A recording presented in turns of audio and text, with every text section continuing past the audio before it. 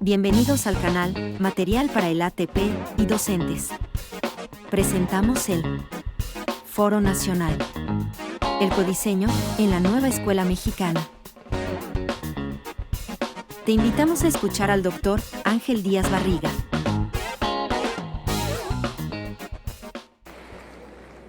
Haciendo una referencia al plan de estudios, el sentido del codiseño curricular en este plan de estudios.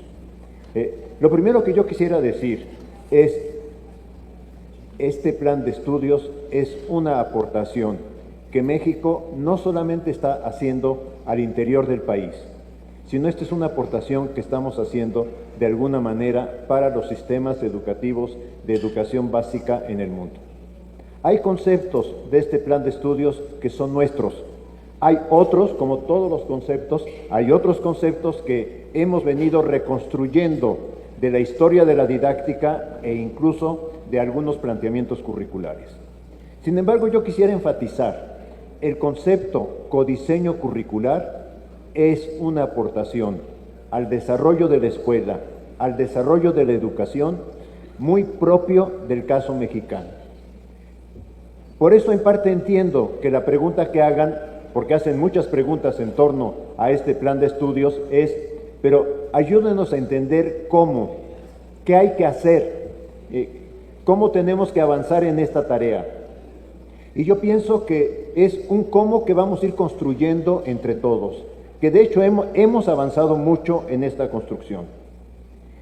Yo pienso que este plan de estudios, codiseño curricular, autonomía profesional docente, consejo técnico escolar, trabajo colectivo de los docentes de una escuela y deliberación del currículo, van estrechamente vinculados, van estrechamente articulados. No se puede pensar el codiseño si no se está pensando en autonomía profesional, si no se está pensando en integración, si no se está pensando en el vínculo escuela-comunidad. El proyecto educativo de este plan de estudios dice que en cada escuela, desde su consejo técnico escolar, se analicen las condiciones de desigualdad y de sus dos contextos donde se encuentra la institución. Voy a decir que lo dice en la página 13, porque yo creo que es ahora algo que tenemos que de alguna forma empezar a cuidar.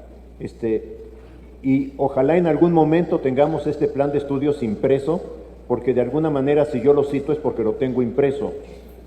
El plan de estudios blanco que se publicó para un consejo técnico. El proyecto educativo que formula cada escuela se reformula de acuerdo a las condiciones de desigualdad y de su contexto. El trabajo del Consejo Técnico Escolar abre un espacio de codiseño curricular, estoy citando al plan de estudios en la página 155, abre un espacio al codiseño curricular para incorporar problemáticas, temas, asuntos comunitarios, locales y regionales como contenidos necesarios para enriquecer la propuesta. Página 155. ¿Por qué lo quiero enfatizar así? Porque de alguna manera cuando nos preguntamos cómo hacerlo, aquí lo que se están diciendo son varias cosas. Codiseño curricular es un trabajo colectivo, es un trabajo desde el Consejo Técnico Escolar. Implica incorporar problemáticas, esto es, se analizan los contenidos y los procesos de desarrollo de aprendizaje de los programas sintéticos, pero se ve qué otros elementos, qué otros temas, qué otros asuntos comunitarios, locales y regional se convierten en contenidos necesarios. De ahí que le estemos dando cuerpo a este concepto de que cada escuela es única, de que no hay dos escuelas, aún en la misma colonia, aún en la misma comunidad, aún en la misma región, que sean únicas. Incluso yo diría dos escuelas, porque a veces acá en Ciudad de México tenemos como escuelas gemelas, en donde a 2 cuadras está una escuela de otra, tienen una planta docente distinta, tienen alumnos, estudiantes distintos, y tienen algo que acaba de salir ahorita y que es importante tomar en cuenta, padres de familia también distintos. Esto no lo traía preparado, pero ya que me abrieron el tema, lo voy a decir, porque ya en los textos de didáctica existe el análisis. Muriel dice, cuando yo era niño, La relación escolar maestro-alumno la hacía la madre de familia cuando le colocaba el uniforme escolar al niño que iba al jardín de niños. Y ahí le decía, vas a la escuela y te vas a comportar. Y no quiero recibir quejas de ti. ¿Sí? Dice, esto cambió. Y esto culturalmente cambió, socialmente cambió. ¿Por qué? Porque hoy la madre de familia le dice, tienes derechos. Y si alguien falta a tus derechos, me avisas para exigir cuentas. O sea, esa es una realidad que estamos viviendo, con otras realidades. Yo recuerdo, por ejemplo, cuando mis hijas iban a la escuela, ya pasó tiempo de que iban a la escuela primaria, pero la directora cuando nos reunía nos enseñaba cartas de los niños, recuerdo una en la cabeza que decía, no me gusta que te emborraches. ¿No? O sea, palabras más, palabras menos, decía eso, no me gusta. Y la directora decía, a ver, no es un problema de moralidad, es un problema que si el niño lo está diciendo es porque en la familia está pasando. Y esto que pasa en la familia se replica en la escuela. De suerte que si tenemos familias con violencia, familias donde hay comportamientos autoritarios, vengan de padre o madre, porque algo que he aprendido en un proyecto que le hicimos seguimiento en una escuela, es que decía la maestra, el proyecto lo pensé para respeto y no violencia hacia las niñas. Y así organicé el proyecto, y cuando llego al salón de clases, se levanta un niño de cuarto de primaria y dice, ¿y por qué solo a las niñas? Si resulta que a mi tía le pega. Y entonces la maestra dice, rearmo el proyecto en ese momento y empiezo a decir derechos de niños y derechos de niñas. Y analicen cuáles son los derechos. No resuelve el asunto de fondo que nos pidió el señor secretario o que se les pusieron al señor secretario, pero es cierto, todos los que estamos en una escuela lo sabemos. Violencia familiar, violencia de entorno. Yo estoy súper espantado, de veras. Estaba en una ciudad de Michoacán, un pueblo pequeño de Michoacán, en el fin de año. Yo estaba viendo juguetes para los niños y entre otros juguetes había metralletas de plástico. Y yo decía, a ver, ¿quién es el loco que no entiende qué pasa en esta sociedad? ¿Quién es el loco que piensa que se le puede regalar al niño en este momento un juguete de este tipo? O sea, cómo la familia inconscientemente va instaurando en el niño los procesos de violencia que después nos quejamos que aparezcan. Pero bueno, no, es una distracción que se me fue ocurriendo ahorita conforme nos iban asignando tareas para enfrentar este problema, que es un problema serio, no es un problema secundario, pero no es nada más de busquemos armonizar. Es un problema donde tenemos que reunirnos para discutir cuáles son las causas que lo están originando. Para discutir que así como el niño tiene derechos, también el adulto tiene derechos, porque estamos en una sociedad que está privilegiando más al estudiante que al adulto. Digo, hay un cambio cultural, que es, ahora lo importante es el sujeto de la educación. Qué bueno porque mucho tiempo no. Si el maestro lo dice, así tiene que ser, entiendo. Pero hoy tenemos que encontrar otra manera de articularnos con nuestras comunidades. Algo que nos llama la atención a los que hemos tenido oportunidad de observar consejos técnicos escolares, y yo les agradezco mucho que nos permitan abrir las escuelas para observarlos. No vamos para ver qué problemas encontramos, pero algo que nos ha llamado mucho la atención es que encontramos cierta dificultad en algunos maestros para asumir lo que significa autonomía profesional. Encontramos dificultad para decir, a ver, nos acostumbraron prácticamente toda la educación hasta esta reforma. Nos acostumbró a que era la autoridad quien nos decía, este es el plan, su tarea es aplicarlo. Sí, en algunos casos incluso a decir, usted tiene que cubrir esta parte del programa en este primer periodo. Usted lo tiene que cumplir. Y entonces habría que cumplir con el libro de texto y hacer al máximo los ejercicios del libro, aunque no se entendiera. Hoy estamos en una concepción distinta de la educación. Cada sujeto va avanzando en su aprendizaje, y es un concepto muy freiriano. cada sujeto va avanzando en su aprendizaje de acuerdo a su propia historia, a su propio contexto, a su propia cultura.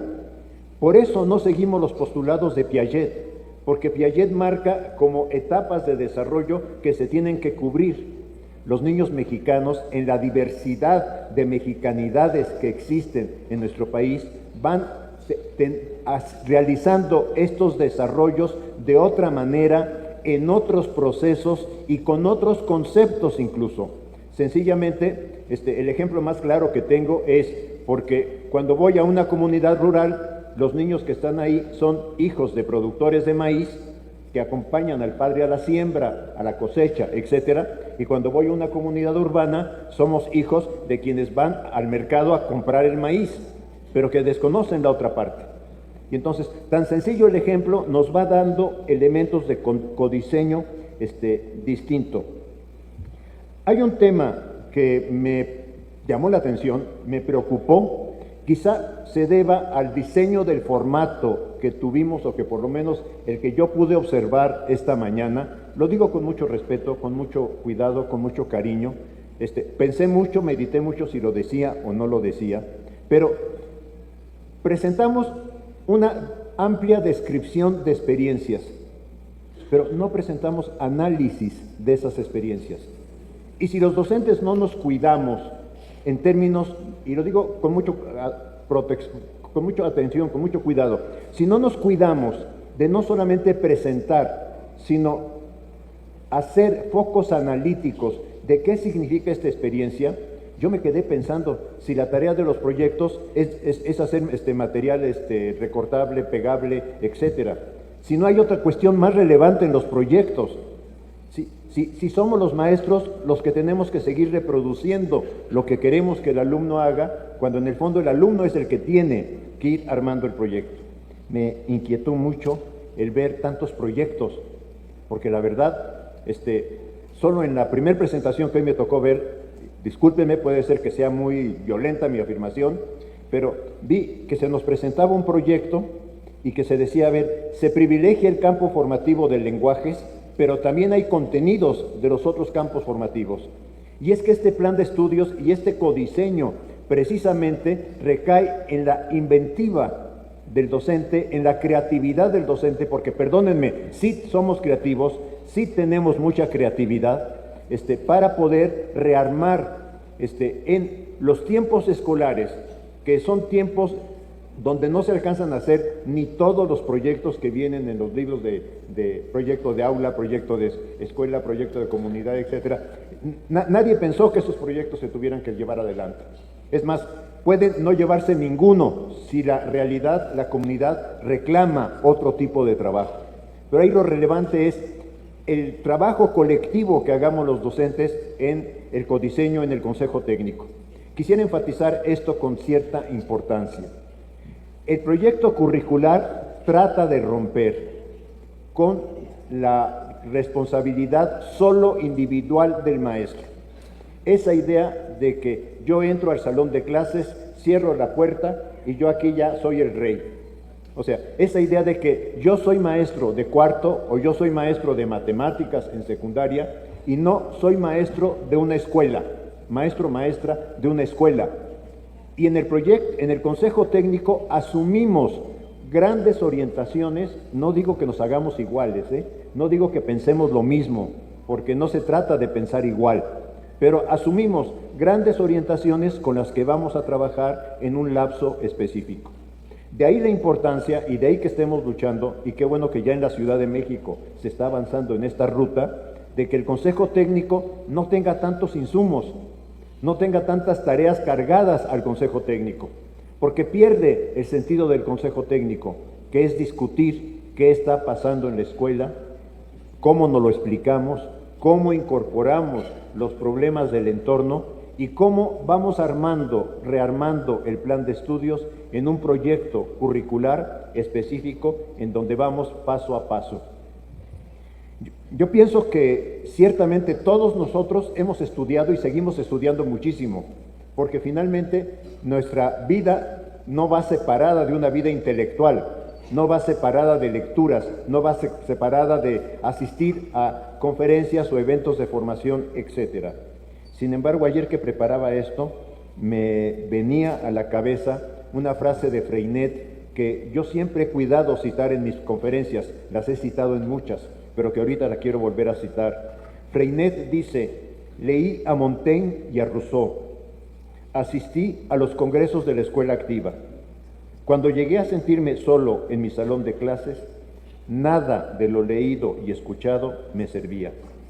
Yo tenía que encontrar la forma de cómo trabajar con mis estudiantes. Es muy interesante, de veras, porque no está diciendo no leamos, no está diciendo no asistamos a eventos, está diciendo que eso no nos va a quitar la responsabilidad de yo tomar decisiones frente a los retos que implica trabajar con el estudiante. Entonces, yo diría, el Consejo Técnico también es una articulación de un colectivo docente. En este momento se usaba la expresión comunidades de aprendizaje, podemos retomarla si nos es de utilidad. Para mi gusto personal es trabajo grupal. Yo no digo que cuál sea mejor o cuál sea peor, la verdad es que son los enriquecimientos que la vida académica tiene, pero tenemos que aprender a trabajar en grupo. Primero, porque el ser humano Robinson Crusoe no existe. O sea, esa es una imaginación bonita para un cuento, pero Robinson Crusoe no existe. Siempre estamos en grupo, sea el grupo familiar, sea el grupo de amigos, sea el grupo en la escuela, sea el grupo de compañeros de maestros, porque siempre nos identificamos en estos contextos. Entonces, tenemos que aprender a trabajar en grupo. Tenemos que aprender que en un grupo hay decisiones que se toman que me pueden satisfacer o me pueden no satisfacer. Lo que dice Freinet es que en algunas ocasiones en un grupo yo aprendo que mi idea salió adelante, pero aprendo también que la idea de mi compañero o compañera salió adelante. Y eso es, dice Freinet, educar para la democracia, porque es educar para poder argumentar, para poder escuchar y para saber que la decisión que tomó la mayoría es en este momento una decisión grupal. A mí me encantaría, lo comento así, que en las escuelas normales, desde las escuelas normales, iniciáramos la formación de docentes para asumir el trabajo grupal, el trabajo colectivo. Es muy complicado porque los maestros mismos, cuando nos comunicamos con los estudiantes, digo, esto es lo que yo digo y no me importa lo que digan mis colegas, ya es cosa de ustedes, pero esto es lo que yo digo. Nunca acostumbramos a decir, a ver, en la escuela hemos pensado que esto es un proyecto. Y si bien yo tengo mi posición personal, cuando hay un proyecto hay que avanzar en torno a él. Es como si pensemos una construcción donde si cada albañil piensa cómo debe de ser la barda y de qué dimensión o de qué tamaño para que se construya el cuarto o lo que va a desarrollar. O sea, puede ser que no responda a su gusto, pero si es el acuerdo del proyecto, se lleva adelante. Entonces, codiseño curricular en este sentido es una tarea que no implica o no es solo adecuar el plan de estudios, no es acercar el plan de estudios a mi realidad, es enriquecer el plan de estudios. Hay un tema de este plan de estudios que nos ha costado mucho que se entienda, es un plan de estudios vivo. ¿Qué significa que es un plan de estudios vivo? Que no es un plan de estudios acabado, lo decía hace ratito el secretario. No es un plan de estudios en que ya no hay nada más que decir, más que llevarlo a la práctica. Es un plan de estudios vivo en donde yo espero y esperamos los que concebimos el plan de estudios que los proyectos que hacemos este año no sean los proyectos del año pasado. Porque hoy tenemos otra realidad. Porque nosotros también hemos ido aprendiendo. Porque aprender a trabajar en grupo o en colectivo implica también aprender a que yo aprendo del otro a la vez que yo enseño al otro. Y entonces esto podría ayudar también a repensar la relación escuela, maestros, padres de familia. No quisiera terminar sin plantear que tenemos un gran reto en las manos. Tenemos un gran reto que es este plan de estudios, ¿cómo le damos vida? ¿Cómo hacemos que este plan de estudios adquiera significación con nuestra comunidad docente, con nuestros compañeros docentes y con nuestros estudiantes. Hay algo que no se me pasó por ahí en alguna de las cosas, pero es que la comunidad somos docentes, alumnos, padres de familia también son parte de la comunidad. Padres de familia, así como nosotros estamos reclamando ser escuchados, y con razón, pienso que padres de familia también tienen que ser escuchados para ir encontrando dónde están nuestros puntos de acuerdo y dónde están también nuestros puntos de desacuerdo, porque nuestros puntos de desacuerdo van a ser los que estén afectando el trabajo escolar de manera cotidiana. Les agradezco mucho la oportunidad de estar con ustedes. Discúlpenme si dije algo muy fuera de lugar.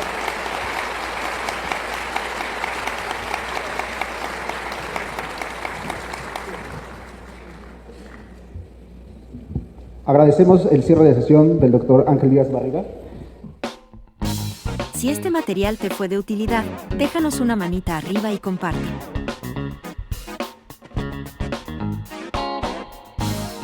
Te dejamos esta recomendación de nuestro canal y por favor suscríbete.